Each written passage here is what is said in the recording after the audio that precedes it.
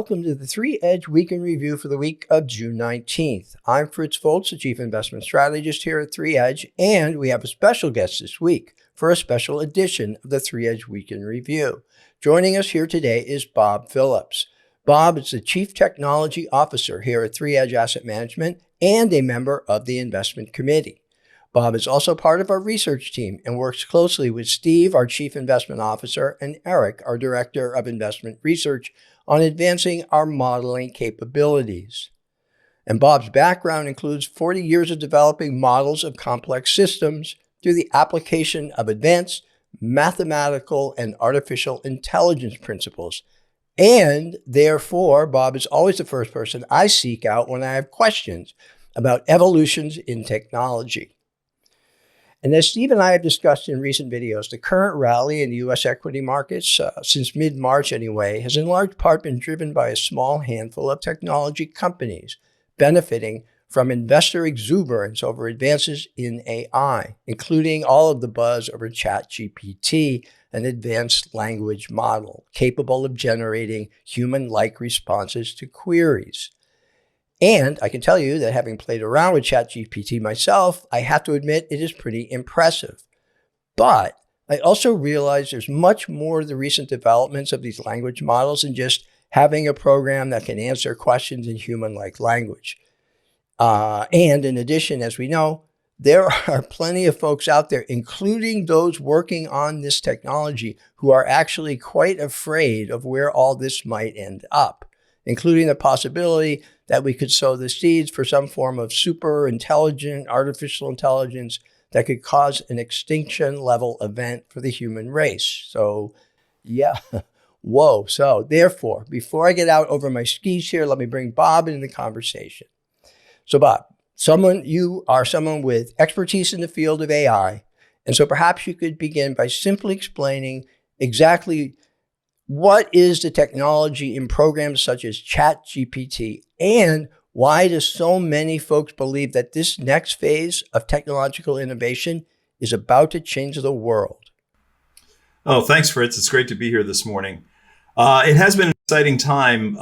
It's important to recognize that the ChatGPT and tools that have come as a result of that work are really the result of an evolution of methods that have been in use for quite a long time.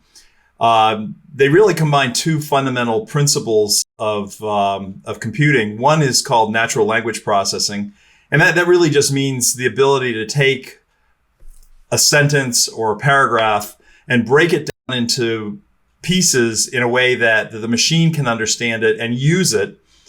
And then combining that with some techniques called neural nets, which are really designed to be an approximation of the way the brain works, the way we understand the brain works, to take essentially a tremendous amount of data and decompose it into pieces in a way that it can be reassembled to respond to what that natural language processing is asking.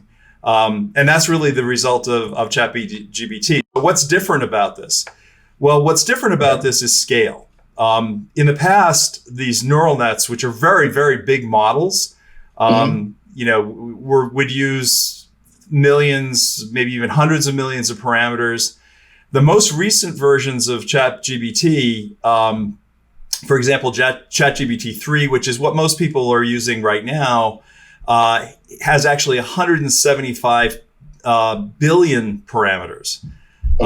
So orders of magnitude larger models. And as a result, the ability to ingest tremendous amounts of data, essentially the training that goes on. And the way these neural nets works is they feed it data and then humans actually will train it. It will produce a response. The humans will look at the response, judge it to be accurate or inaccurate. And that reinforcement and training is really the way that these get trained. And it takes some time to do that. But these are incredibly large models capable of absorbing tremendous amounts of data. Just to talk about the future, the next version, which is now in use in some places, called ChatGPT 4, is estimated to have perhaps 1 trillion and perhaps even larger, tens of trillions or even hundreds of trillions of parameters. So these are gigantic models, and that's really the big difference. And of course, those big numbers of parameters and big models require lots of computing horsepower, and so companies like NVIDIA that make the chipsets that really are the core horsepower behind them have become very valuable and very much in demand. Excellent. All right. So now I think it would be helpful if you could just explain what the specific uses for the technology might be beyond writing term papers and haikus and the like, and where these versions of AI could have the greatest impact on the economy and the markets, and even on society in general. Obviously there was a time in the world when agriculture was the dominant industry because most people worked in agriculture. And the result of the Industrial Revolution and other forms of innovation, really, it isn't that we produce less food. In fact, we produce more food than we've ever produced, but with a lot fewer people. And so productivity went way up as a result of industrialization and technology, and that continues to be the case in agriculture. It has become more and more the case in manufacturing, particularly as robotics and other kinds of tools have come into play. It's not that we produce fewer goods necessarily; we produce more goods with many fewer people involved, and so productivity has been very high. And a lot of traditional manufacturing jobs have been replaced by a combination of technology and process improvement that has allowed that. The one industry where there really hasn't been as significant an impact is the service industry. If you think of healthcare or education, even our industry in financial services, insurance. Right. So where these tools can really play a huge role is their ability to take a lot of information and use it to create much more personalized experiences, much more personalized service offerings than have been done in the past. A great example that has often been cited is paralegal work in the law industry. Today, there are a lot of templates, and people take the templates and personalize them, a contract or other things for an individual. This is where something like a ChatGPT-like offering that has the knowledge of every contract that's ever been written for every type of situation and can actually take what someone is looking for and personalize those contract for that individual. So the impact on the service industry is the place where it's most likely that at least this round of technology is going to come into play. Excellent. So we know that there is a great deal of excitement over ChatGPT, similar technologies. However, as I said, the recent AI-driven rally in tech stocks is kind of starting to feel a bit like 1999 in the days of the dot-com boom and bust. And, back then, the excitement over the potential for the internet to change our lives was obviously warranted.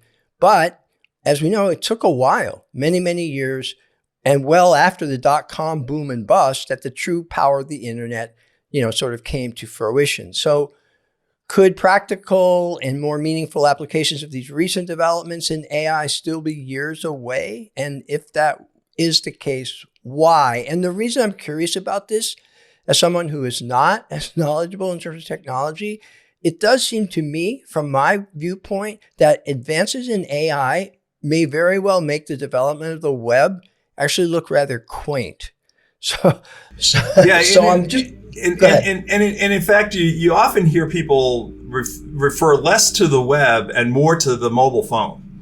So if you think of the mobile phone as a technology that really drove a huge amount of innovation, and think about companies that were formed, Airbnb, Uber, Lyft, OpenTable. These were all companies. Some of the, OpenTable existed before mobile phones were ubiquitous, but the ability to do all this in a handheld device in your phone was really a breakthrough in terms of the way problems got solved.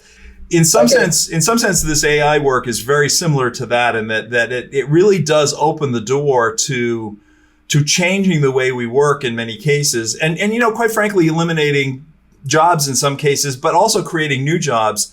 You'll hear talk about things like prompt engineering. Well, what is a prompt engineer? Well, it's pretty straightforward. It's that once you get that prompt in front of you, you need to ask the right questions to get the right results. And so knowing how to use the technology to generate the right results is going to be a classification of job that frankly never existed until and really doesn't even exist today. So it will take some time for those kinds of jobs to get for people to get those kind of skills to really be able to effectively use this. And that's the time frame that I think most people are looking at, which it's starting today and it's evolving rapidly. But the combination of, okay, what data do we need to feed these tools and train these tools on to be most effective? And then how do we use them? How do we use them to really get the maximum productivity, the maximum effect? Wow.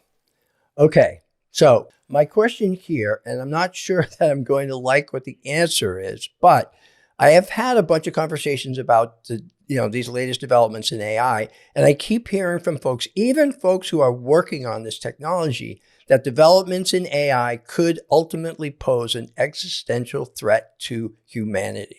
So what is your opinion on this question? Well, it's a very controversial topic, and it's not a new topic. If you think back more than 20 years, Ray Kurzweil, who was an early innovator in the field, talked about the singularity, a point in time when the machines were more intelligent than people, and that could change the equation of how humans relate on Earth to Earth and things.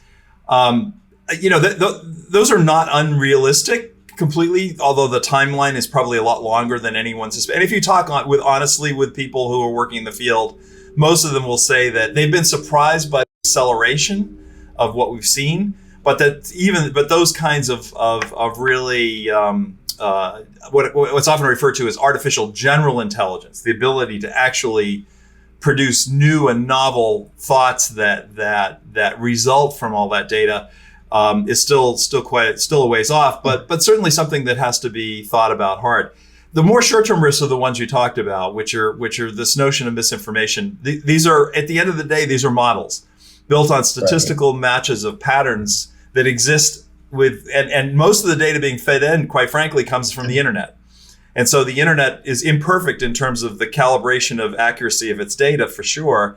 And also there's often conflicting, even within the scientific community. If you read, for example, every scientific paper about a subject, by its nature, there's conflicting opinions. And so what is fact? What is correct? And the other big challenge with these models is that they're what you might think of as one directional models, in that you feed the data in, and all of that data ultimately produces a result. But the result it produces is often hard to track back to the sources of the data. Now, there's a lot of work going on to try and improve that. But essentially, you've taken that data and you've decomposed it into words that are linked together and connected together in a network and reassembled from that network. But it's not so easy to look backwards through and understand where it came from. There's some great instances of people asking scientific questions and then asking for the sources, and the systems just make up sources. They sound like legitimate sources, but they don't actually exist. There's no real paper. It'll cite a paper that doesn't even exist, or a journal that doesn't exist. And I've seen a little of this. We've been working with it in a couple of different dimensions in the company. Of course, we've always used a lot of artificial intelligence techniques in our modeling, but I've been actually using it in some of the code development work we've been doing, and it's really impressive. I mean, it can do some interesting things, but it's probably accurate 80 to 85% of the time, which is a big productivity enhancement for me personally. But I also can recognize the 15 to 20% of the time that it's wrong and make the corrections. Well, great. Well, Bob, thank you very much for your insights today into the recent developments in AI, the potential implications for the economy, the market, society, and some of the risks that are out there. This is important stuff, and so we want our listeners to understand, because it's just something that we hear about all the time. So that will do it for Bob and for me here from this latest edition of the 3 Edge Week in Review. A programming note, next week will be the 4th, believe it or not, will be the 4th of July already. And so we won't be providing a 3-Edge Week in Review video next week, but then the following week we will be back on the air with our regularly scheduled 3-Edge Week in Review videos.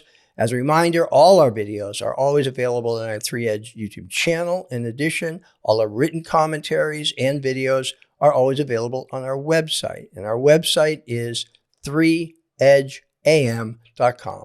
So until next time, on behalf of Bob and everyone here at 3Edge, thanks for listening.